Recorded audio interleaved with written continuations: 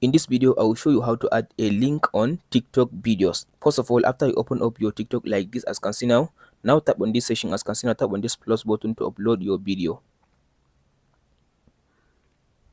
Tap on this upload button. Now go and select the video that you want to upload to your TikTok. For me, I will use this video.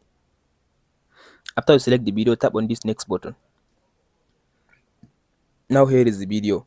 To add the link, all you have to do now, tap on this next button. So as you can see now, if you come to this section now, go ahead and type in your description in this section.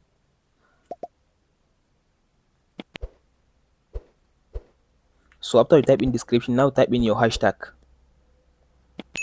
After you type your hashtag, as you can see now scroll to down. As you can see now, here is the section for adding the link. As you can see now, here is the section.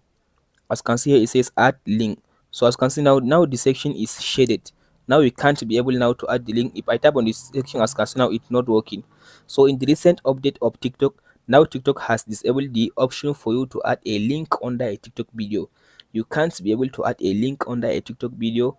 Now the option is not working. As you can see here is option now the option is not working. You can only add a link on your description, but you can't add a specific link under a TikTok video.